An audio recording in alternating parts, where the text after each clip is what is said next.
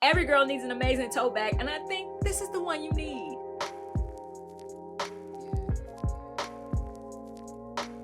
Hi everyone, I'm Angelina, and this is Blueprint DIY, where we remake our clothes to be just as unique as us. I woke up this morning and I was like, I think I want a tote bag. Honestly, I am absolutely loving the tote bags that I'm seeing right now, and how people are using luxe materials to make these tote bags look amazing. We're talking about from shearling to tweed to netting, even corduroy, just a velvet. I have just been seeing so many amazing ones, and I just love the structure of a nice tote bag, a nice rectangle tote bag. And I was just like, yes, I need to build this fall wardrobe with some amazing bags. And so like I am really into the shearling tote bag, and I saw this one by Marc Jacobs, and I'm just like, yes. I mean, like a lot of designers have them. Bottega has one, Jimmy Choo has one, but this Marc Jacobs one is just I love it. So I am going to do my best attempt to make one today, and I'm gonna tell you guys, it's amazing. It's cute. It's super cute. So I hope you guys enjoy this video. Let's get right into it. All right, so I have some pale yellow faux shearling fabric that used to be white, and the same method I used to dye those jeans green a couple weeks ago is what I used to do this. So now it looks a lot more yellow on this side. I wish it was more yellow on the actual fur, but I'll get what I can take. I could have done white. I still can do a white one, but I wanted something with color. So I have this piece. It's not a really big piece, but we're going to do our best to make a bag inspired by the Marc Jacobs one. So I want to cut a few rectangles. The first rectangle I'm going to cut is going to be 10 inches by 23 inches. Then we're going to need a couple of long pieces that are about 28 inches by 2¼ inches. And these pieces are for the straps. And then once again, just another one like that. All right, lastly, we need 2 pieces that are 8 inches by 7 inches. Whoa, talking about lucky. Lucky. Oh my gosh. Whew. All right, so now we have all of our basic pieces other than the lining. So the first thing we're going to do is take our strap pieces and sew them into a big circle.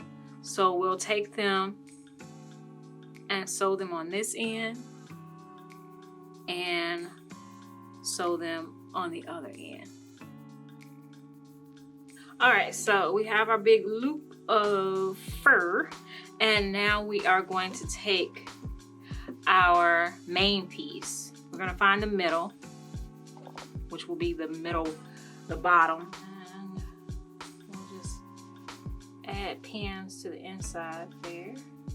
All right, so that's the middle, and what we want to do is pin these to the middle bottom so that they'll be hidden, the seams, and so that the strap will be even on both sides.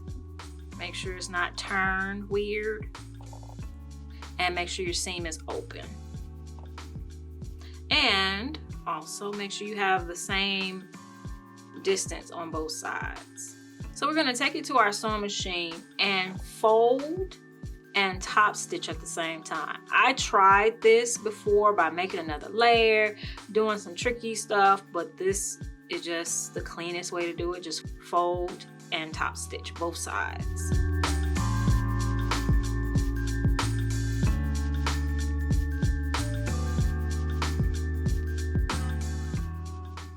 Oh my gosh, looky, so pretty. All right, so I did put a Blueprint signature tag on this because one of the things I really like about the Marc Jacobs one is that black like logo on there. So I put my own on there. It's just a black piece of leather with one of I gotta get like the real tags. I haven't sold any bags yet, so or I haven't made any bags to sell, so yeah, I just have the clothing tags, but I burnt the ends and did it anyway. But yes, loving it with the black and white accent. So the next thing we're going to do is, oh, and in order to do that, I just sewed it in between on the fabric before sewing the handle down to the inside. So yeah, all right, so the next thing we're going to do is we're gonna put in the sides, and we are going to just good side to good side. I'm gonna start with the side with the tag because that's the side I care about being most even. If the other side is a little bit off, I can cut a little bit. That will make my tie a little bit bad, but we're gonna hope and pray that it all comes out the same. But yeah, we're gonna sew this all the way to the end. Then we're gonna do middle, and then we're gonna do the other end. See, look, it's already coming out off. We'll see. I would love for it to come out even, but I haven't been having good luck with that at all. I'm sure there's some equation to this, but I haven't figured it out. I just use regular math, and the regular math is, you know, this plus this plus this should be this distance. That is not working out, so whatever.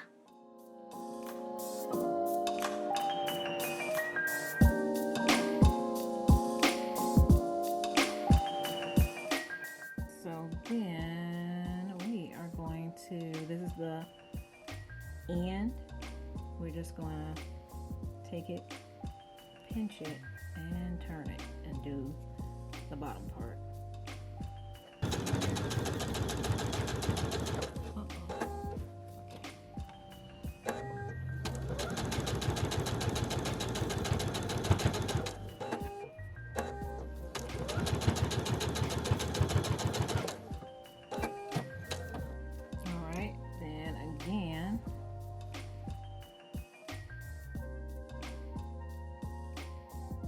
This is how much I'm off on the last part. All right, so here it is. I just cut off this extra piece that was on the back.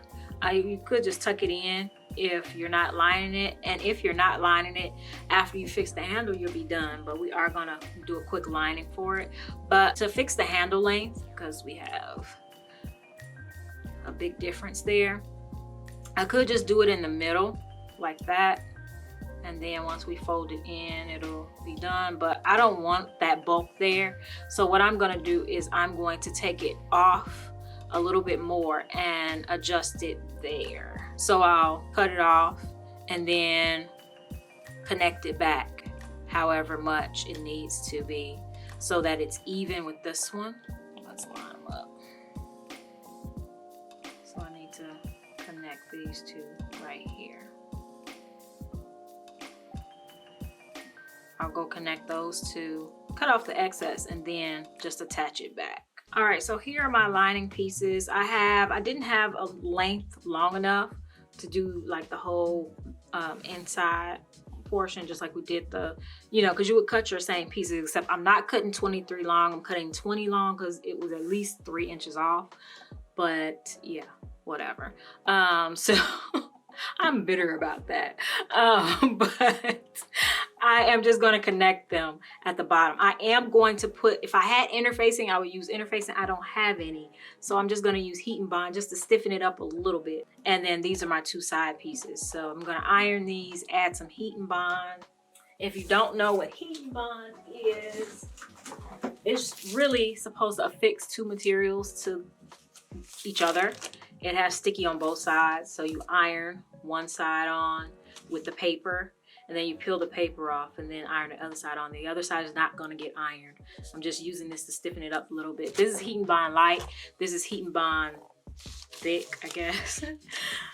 So I'm going to use some of this and see if it'll, you know, just make it thicken up just a little bit. All right, so here are the two pieces that make up the inside of the lining. I did put the heat and bond on there. I'm gonna peel off the paper in a second. And then this is the two sides, the insides of the lining. So we're gonna peel this, but after that, we're going to just connect these like that. And then we can go ahead and sew these to the sides, just like we did the purse. Turn it, do it the other way, and yeah. Like I said, these are the same dimensions, well, as close to the same dimensions as possible as the actual purse. But this length is shorter because it wasn't coming out even. Now watch, because this is not stretchy material, it's gonna come out wrong. But you know, it's been that kind of day. And this stuff will probably gunk up my sewing machine too. So I'll probably try to pull off a little bit of the edge and cut it away.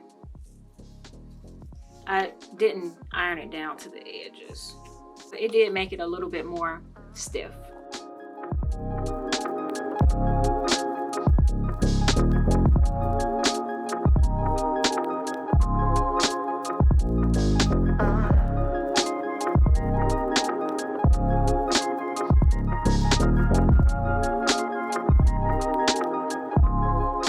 So here's the lining. As you can see, I had to add an extra piece because it is the material. This material is stretchy and it's giving me all kinds of issues because of its stretchiness compared to this. So like if you use a stretchy material for your outer part, it might be just easier to use a stretchy material for the inner part, or you make sure you use it in its non-stretchy direction, because this way is not stretchy, and then like this direction is very stretchy. So yeah, I would not recommend the heat and bond. Go ahead and get yourself some interfacing that you can iron on one side. But yeah, that's just not, unless you're going to affix something else to the other side, which I normally do, but I'm not in this case, so it's not the solution. But what I'm going to do before I put in the lining is I'm going to, at each corner, fold it down just a little bit, turn it in, and give it a nice thick stitch all along the edge. That's just the way the one on the Marc Jacobs one is. So we're going to do that now.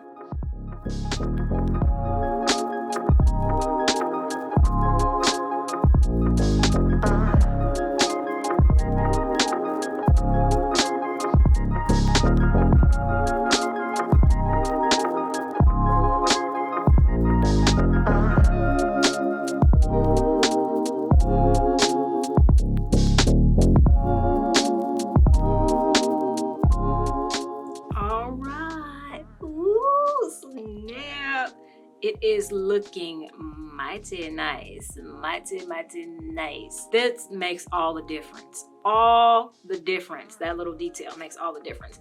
Okay, so I have the line in here. Of course, now it's too long, way too long. So I added some pins for how far I need to take it in. I'm going to just take it down each corner evenly so that my tag still stays in the middle. And then we are gonna come back and clip it where it needs to be and top stitch it. It will be cleaner if I did not top stitch it, if I sewed it and then, you know, put it inside, but I'm just gonna top stitch it because I'm already frustrated.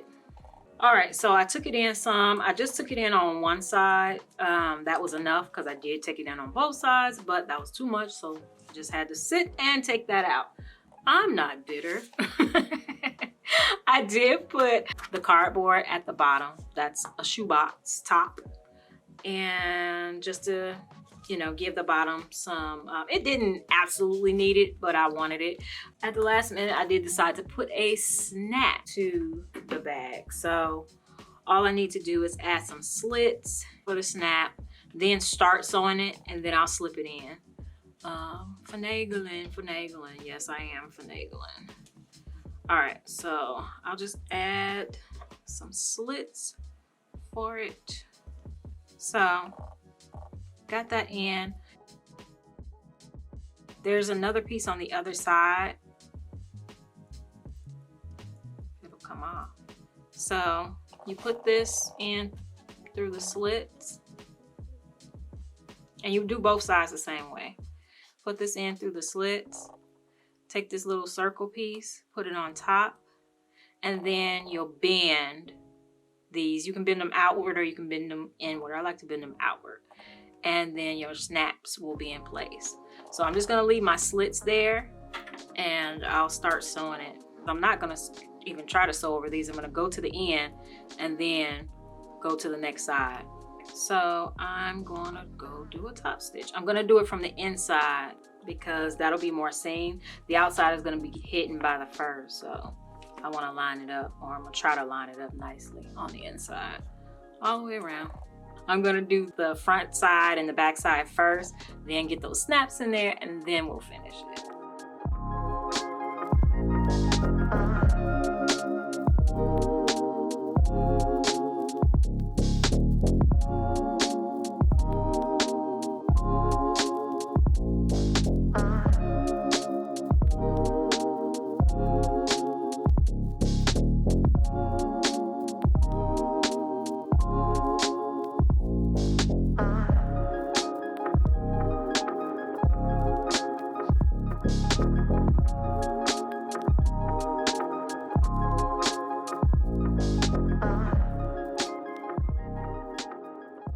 All right, so once we finish putting in the lining, I am just going to finish up the handles. And I'm going to fold each side down and fold it over itself and top stitch it. You can also do this by hand so that it'll be hidden, and then that way you can add in like something to make the handle stiffer if you like thick cording or something in the middle. It's up to you.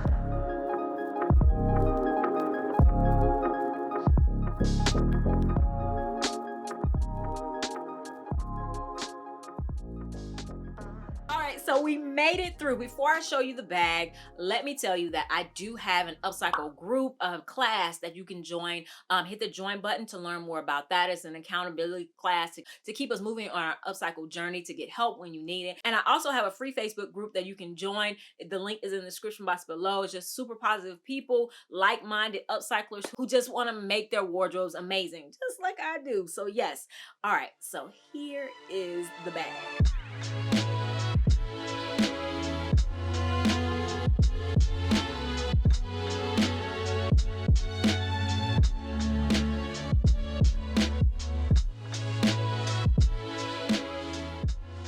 Yes. I love it. I love it. First, I didn't know if the shearling was actually gonna die. I had some hiccups. We always have some hiccups, but I show them to you guys. Hopefully I can save you. And I will tell you that that is not the first bag that I did. I actually have two other prototypes, one out of, what is this, corduroy? Well, both out of corduroy. And yeah, this one was wonky. And the measurement thing, y'all, hit them comments if you know how to fix that. But let's see how I would style this.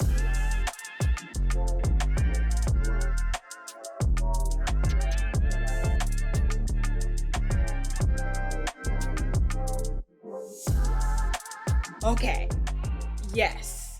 Fall is definitely my season. Like, yes. I am going to a fashion show, and there's a pre-show, the pre-party, fashion show, post-party. I think I'm gonna wear this to the pre-party. Oh, yes. And actually, these are, when I showed at a fashion show, these are the boots that I wore that day. So it's appropriate, and I still love these boots to this day. And yes, I absolutely love this outfit. I'm wearing my puffy sleeve white blouse that was upcycled, link right here or in the description box. And I'm also wearing a thrifted yellow sweater vest. I'm really into sweater vests right now. And I'm also wearing biker shorts underneath just for that added protection, because I like to move. I'm not trying to limit myself in my movement. And the boots did come from Nordstrom Rack, the brand. I will put the brand right here so you guys can look those up. And if I can find them, I will put the link in the description box. But yes, loving this outfit. Definitely. So I hope you guys enjoyed this. Definitely let me know if you're interested in making one of these cute little tote bags, and what material is like really pulling you. Are you gonna do corduroy, denim? I mean, like, what are you trying to make? I'm interested. Put it in the comments below. And as always, I have other videos, plenty of other videos for you to watch right here. And definitely subscribe so you don't miss a thing. We have Next Top Upcycler coming up at the beginning of November, and I will give you guys the exact date very soon. But I am so excited, and I'm looking forward to it, and I will see you guys in the next one. Bye.